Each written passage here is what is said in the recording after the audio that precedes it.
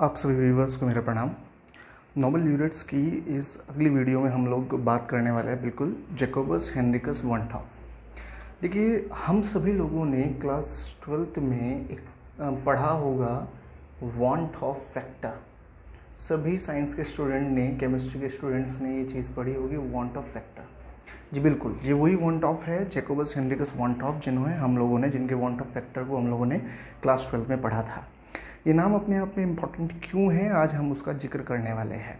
तो basically वॉन्टॉफ factor या वॉन्टॉफ जो थे, ये इसलिए इम्पॉर्टेंट है बिकॉज इतिहास में केमिस्ट्री स्ट्रीम में जो पहला नोबेल प्राइज़ दिया गया था 1901 में, ठीक है, यानी कि जो पहले नोबेल ल्यूरेट थे वो जैकोबस हेनरिकस वॉन्टॉफ थे। तो अपने आप में ये इम्पॉर्टेंट हो जाता है कि इन्हें ही पहला जो नोबेल प्राइज़ दिया गया था, फर्स्ट नोबेल ल्यूरेट जो थे वो जैकोबस हेनरिकस वॉन्टॉफ ही थे। अगर हम लोग बात करें इनकी डिस्कवरीज़ की, इनकी लाइफ करियर की, तो आज इस वीडियो में हम लोग उन सभी चीज़ों को पॉइंट ऑफ करने वाले हैं। तो नॉर्मली अगर हम बात करें तो दो चीज़ें जो इनकी रिसर्च में मेन थी, पहला लॉज ऑफ केमिकल डायनामिक्स और दूसरा लॉज ऑफ ऑस्मोटिक प्रेशर। आप लोगों ने laws of chemical dynamics, basically ये केमिकल काइनेटिक्स जो ब्रांच हम लोग पढ़ते हैं, थर्मोडायनेमिक्स और केमिकल काइनेटिक्स, ये उन दोनों का मिक्सचर है। यानी कि केमिकल रिएक्शंस के ऊपर अगर टेम्परेचर कंसंट्रेशन को चेंज कर दिया जाए या अगर हम लोग टेम्परेचर को चेंज करते हैं तो किसी केमिकल रिएक्शन के केमिकल इक्विलिब्रियम पे क्या फ़र्क पड़ता है, उन्हीं सब चीज़ों को हम लोग लॉज ऑफ केमिकल डायनेमिक्स के अंदर पढ़ते हैं। दूसरा laws of osmotic pressure. Generally जो डाइल्यूटेड सॉल्यूशंस है, उन डाइल्यूटेड सॉल्यूशंस को अगर हम लोग सेमी परमेबल मेम्ब्रेन से अगर बांट देते हैं तो ऑस्मोसिस, एक प्रोसेस हम लोगों ने पढ़ी है प्रीवियस क्लासेस में, वो होता है। तो ऑस्मोसिस के दौरान जो ऑस्मोटिक प्रेशर जनरेट होता है, उसके थ्रू या उसको समझाने के जो दिए गए जो लॉज थे, इन दोनों लॉज की वजह से ही सबसे पहला जो फर्स्ट नोबेल प्राइज़ था वो वॉन्टॉफ को दिया गया था। तो वॉन्टॉफ को जो फर्स्ट नोबेल प्राइज़ दिया गया उसकी वजह लॉस ऑफ केमिकल डायनेमिक्स और लॉस ऑफ ऑस्मोटिक प्रेशर थे। लेकिन बात सिर्फ यहाँ तक नहीं है, वॉन्टॉफ ने इसके अलावा भी कई सारी इम्पॉर्टेंट रिसर्च की है जिन्हें हम लोगों ने अलग अलग फ्रेम में पढ़ा भी है, समझा भी है। तो उन सब के बारे में भी एक बार हम लोग जिक्र कर लेते हैं। तो अगर मैं मेनली बात करूँ इनकी रिसर्च के बारे में, तो कौन कौन सी मेन चीज़ें इनके नाम हैं, तो अगर मैं बात करूँ, आप लोग सभी लोग जानते हो, जब भी हम लोग केमिस्ट्री को स्टडी करते हैं तो ज़्यादातर बुक्स में केमिस्ट्री को दो ब्रांच में बांटा हुआ दिखाया जाता है, एक ऑर्गेनिक केमिस्ट्री और एक इनऑर्गेनिक केमिस्ट्री। लेकिन इसी के बाद उन बुक्स में दो ब्रांचेस और लिखी जाती है, फिजिकल केमिस्ट्री और एनालिटिकल केमिस्ट्री। तो अगर हम लोग बात करें तो केमिस्ट्री की जो ये वाली ब्रांच है, फिजिकल केमिस्ट्री, जिसे हम लोग मॉडर्न ब्रांचेस में काउंट करते हैं, इस ब्रांच का जो फाउंडेशन थी, उस फाउंडेशन को रखने में वॉन्टॉफ का सबसे बड़ा हाथ है। यानी कि van 't Hoff is a founder of physical chemistry. तो केमिस्ट्री की इस ब्रांच को आगे बढ़ाने में वॉन्टॉफ का बहुत इम्पॉर्टेंट रोल था। इसी के अलावा एक दूसरी चीज़ जो हम लोगों ने पढ़ी है अपनी क्लासेस में, वो है स्टीरियो केमिस्ट्री। जी हाँ, स्टीरियो केमिस्ट्री में आप लोगों ने पढ़ा होगा, हमारे पास कई ऐसे सॉल्यूशंस होते हैं, जब उन सॉल्यूशंस में हम लोग प्लेन पोलराइज लाइट डालते हैं तो वो उनके प्लेन पोलराइज लाइट को लेफ्ट या राइट में शिफ्ट कर देता है। ये हम लोगों ने पढ़ा होगा। तो बेसिकली इस तरह के सॉल्यूशंस को, जिसमें आप लेफ़्ट या राइट, अलग अलग सॉल्यूशन जो लेफ़्ट या राइट में शिफ्ट कर देते हैं, उन्हीं को हम लोग स्टीरियो आइसोमर पढ़ा करते थे। तो ये जो स्टीरियो आइसोमर पढ़ा करते थे, केमिस्ट्री की ब्रांच स्टीरियो केमिस्ट्री के अंडर पढ़ा जाता है। और इस स्टीरियो केमिस्ट्री की फाउंडेशन जो थी वो भी वॉन्टॉफ ने ही रखी थी। तो बेसिकली अगर मैं बात करूं तो वॉन्टॉफ ने न सिर्फ लॉज दिए थे ऑस्मोटिक प्रेशर या केमिकल डायनेमिक्स के लिए, उन्होंने स्टीरियो केमिस्ट्री और फिजिकल केमिस्ट्री की फाउंडेशन रखने में भी एक इम्पॉर्टेंट रोल प्ले किया था। इसके अलावा अगर मैं बात करूं इनके हिस्से में कई सारी रिसर्च और भी है। जैसे मैं बात करूं तो एग्जिस्टेंस ऑफ कायरल एलिन,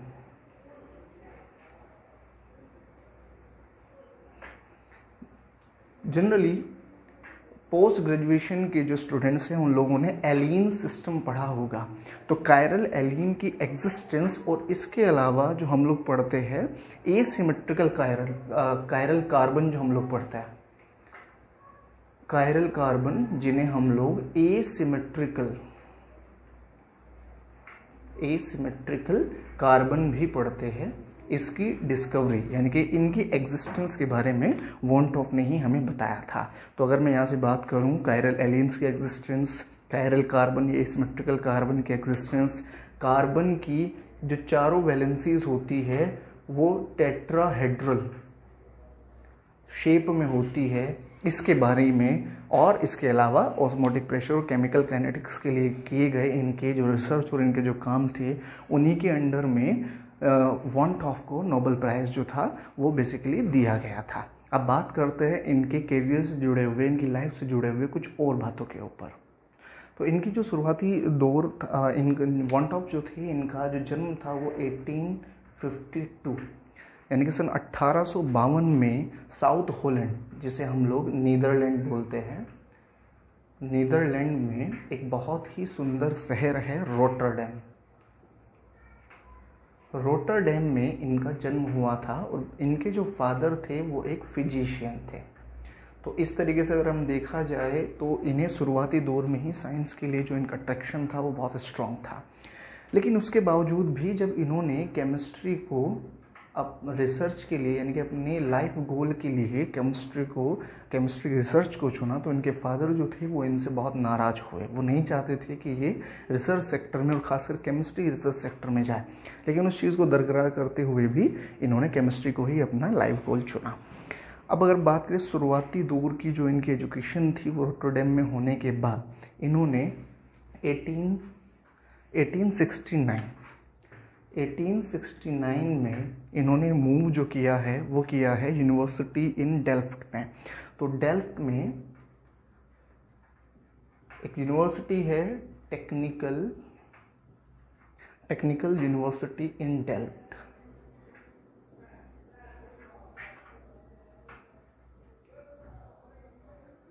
इस यूनिवर्सिटी में इन्होंने केमिकल टेक्नोलॉजिस्ट इस कोर्स के लिए इन्होंने अप्लाई किया और 3 ईयर की ड्यूरेशन वाले इस कोर्स को इन्होंने सिर्फ 2 ईयर में कंप्लीट करके ये यहाँ से 1871 में पास आउट हुए। तो शुरुआती दौर में जो केमिस्ट्री थी उससे जुड़ी हुई जो स्टडी थी इन्होंने यहाँ पूरी की। एंड देन इसके बाद इनकी जो मूवमेंट हुई है वो हुई है जर्मनी। अगर हम बात करें तो 1871 में जब इन्होंने मूवमेंट की जर्मनी में, तो पहले वहाँ जाने से पहले इन्होंने लाइदेन university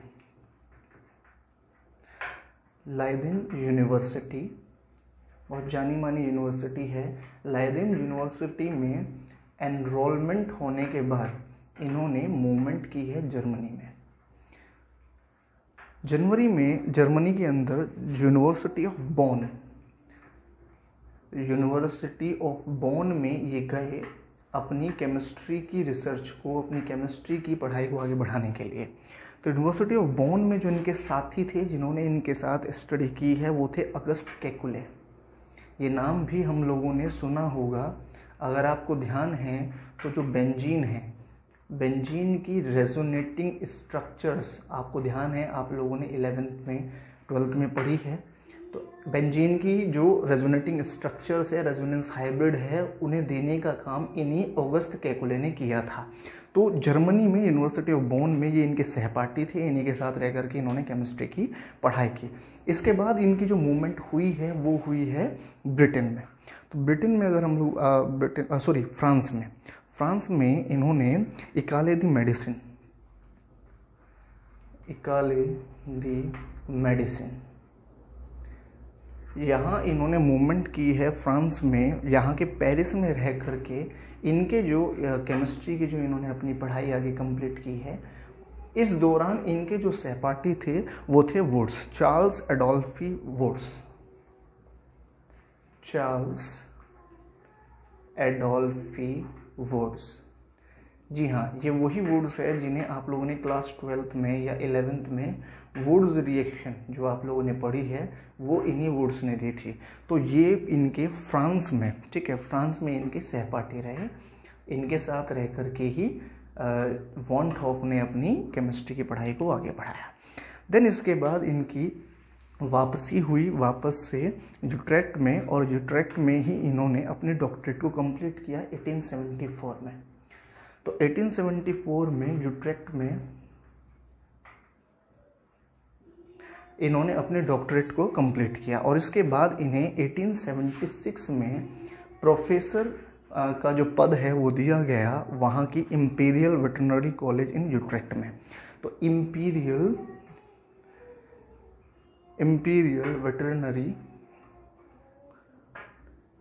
veterinary college in Utrecht.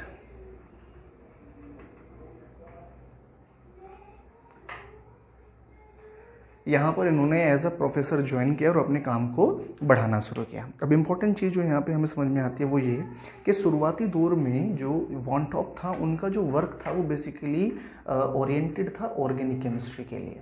यानी कि शुरुआती दौर में इन्होंने ऑर्गेनिक केमिस्ट्री पे ही अपने काम को जो है आगे बढ़ाया। इनका जो मेन काम था वो रहा स्टीरियोकेमिस्ट्री और आइसोमेरिज्म। अब इसके बारे में अगर मैं बात करूं, आप सभी लोग जानते हैं स्टीरियोकेमिस्ट्री की शुरुआत कहाँ से होती है। अगर हमारे पास एक कार्बन है, हम सभी लोग जानते हैं कार्बन की टेट्रावैलेंसी होती है, वो 4 अलग अलग एलिमेंट्स को अपने साथ जोड़ सकता है। तो अगर हम कहते हैं कि इन चारों को हम अलग अलग मान के चलते हैं, यानी कार्बन की चारों वैलेंसीज अगर हम लोग अलग अलग मान करके चले A, B, C और D, तो उस कंडीशन में इसे कायरल या एसिमेट्रिकल कार्बन कहा जाता है। और इस एसिमेट्रिकल कार्बन की वजह से कई तरह के स्टीरियो आइसोमर और कई तरह के आइसोमेरिज्म जो है वो जनरेट होते हैं। यही आइसोमेरिज्म में क्या होता है, अगर हम लोग मान करके चलते हैं कि इस कार्बन के सामने अगर हम लोग कोई मिरर रखते हैं तो ये इसकी मिरर इमेज फॉर्म कर देता है। यह आप लोगों ने 12th क्लास में पढ़ा था कि अगर हम लोग यहाँ कोई मिरर रखते हैं तो ये वाला हिस्सा और ये वाला हिस्सा इधर पलट जाता है। तो उस कंडीशन में अगर हम लोग बात करें तो अगर प्लेन पोलराइज लाइट को ऐसे सॉल्यूशन पे, मान लीजिए मेरे पास एक सॉल्यूशन है और इस सॉल्यूशन के ऊपर अगर हम लोग प्लेन पोलराइज लाइट को इंसिडेंट करते हैं तो इस सॉल्यूशन पे डिपेंड करता है कि हो सकता है इस सॉल्यूशन में लाइट पास होने के बाद ये इसके प्लेन को चेंज ना करे, पॉसिबल है कि ये इसके प्लेन को राइट हैंडली मोड़ दे, या पॉसिबल है ये इसके प्लेन को लेफ्ट हैंड साइड में रोटेट कर दे। तो इसने ये सॉल्यूशन उसे किस तरह बेंड करता है इसके बेसिस पे यहाँ स्टीरियो आइसोमर्स जनरेट होते हैं। तो ये जो पूरी ब्रांच थी स्टीरियोकेमिस्ट्री, इसे ओरिजिनेट करने का जो काम किया था शुरुआती दौर में वो वॉन थॉफ ने ही किया था। लेकिन उसके बाद इन्होंने अपना जो मूवमेंट था यानी कि लेट 1870s में, 1870s के लेट में इन्होंने अपना जो शिफ्ट किया है वो किया है फिजिकल केमिस्ट्री पे। यानी कि ऑर्गेनिक केमिस्ट्री के बाद इन्होंने फिजिकल केमिस्ट्री की फाउंडेशन को रखना शुरू किया। अब बात करते हैं उस वर्क की। अगर हम लोग बात करें 1884 में इनकी एक बुक पब्लिश हुई थी। डच में उस बुक का अलग नाम था, मैं उसके इंग्लिश नाम को यहाँ मेंशन कर दे रहा हूँ, स्टडीज़ इन केमिकल डायनेमिक्स।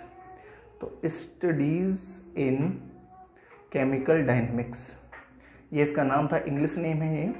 पहले उसका जो डच नाम था वो डच लैंग्वेज में है। इस बुक्स के अंदर इन्होंने जिक्र किया था कि अगर हम लोग किसी केमिकल इक्वेशन के इक्विलिब्रियम के ऊपर, अगर कोई केमिकल रिएक्शन इक्विलिब्रियम पे है और हम उसकी कंसंट्रेशन को बदलते हैं तो ऐसा करने से उसका इक्विलिब्रियम में, उसके रेट में फ़र्क पड़ता है। तो अगर हम लोग किसी रिएक्शन के रेट को या उसके इक्विलिब्रियम के फ़र्क को पहचानना चाहते हैं तो हम थर्मोडायनेमिक्स की मदद ले सकते हैं। यानी कि थर्मोडायनेमिक्स जो है उसके प्रिंसिपल्स जो है उनकी मदद से हम केमिकल काइनेटिक्स के अंडर में आने वाले रिएक्शंस जो है उनके रेट ऑफ रिएक्शन की स्टडी कर सकते हैं, और इसके लिए हम लोग मैथमेटिकल कैलकुलेशन कर सकते हैं। तो इन्होंने इस बात पे जोर दिया कि थर्मोडायनेमिक्स के प्रिंसिपल्स के थ्रू हम किसी रिएक्शन की इक्विलिब्रियम और उसके होने वाले चेंज जो है रेट ऑफ रिएक्शन को उन्हें स्टडी कर सकते हैं। तो ये इन्होंने 1884 में किया, जो अपने आप में बहुत इम्पॉर्टेंट था।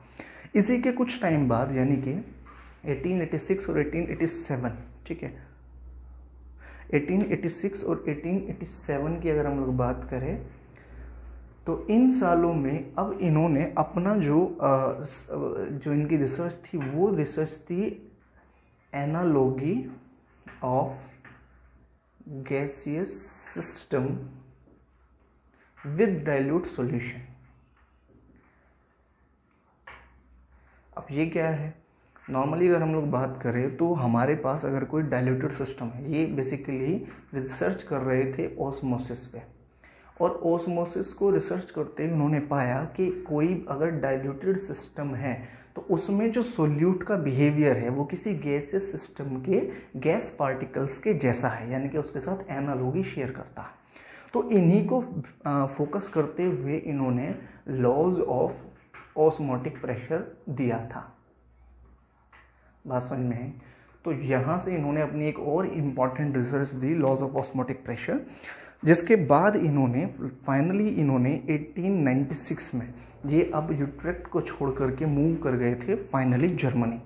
तो 1896 यहाँ से इन्होंने मूवमेंट की थी बर्लिन में, जो अकेडमी ऑफ साइंस जो था, अकेडमी ऑफ साइंस जो कि बर्लिन में है, वहाँ इन्होंने अपने जो है मूवमेंट फाइनली की। और इसके बाद 1901 में ये फर्स्ट नोबेल ल्यूरेट बन करके दुनिया के सामने आए और इतिहास रचा। तो ये था हमारे जैकोबस हेनरिकस वोंट्रॉप के बारे में। व्यूअर्स, अभी आप लोगों ने जो इनकी दो रिसर्च पढ़ी, लॉज ऑफ केमिकल डायनेमिक्स और लॉज ऑफ ऑस्मोटिक प्रेशर, इन दोनों के बारे में मैं नेक्स्ट 2 वीडियो बना करके आपको समझाने वाला हूँ। कंप्लीटली हम उन्हें समझेंगे कि वो क्या थे, किस तरह के थे, और बहुत बेसिक से लेकर के स्टार्टिंग से हम उन्हें समझने की कोशिश करेंगे। आपको ये कैसा लगा, इनके बारे में पढ़कर ये कैसा लगा, मुझे कमेंट ज़रूर करें। मेरी वीडियो को ज़्यादा से ज़्यादा लाइक करें, शेयर करें और प्लीज़ सब्सक्राइब करें। Thank you so much.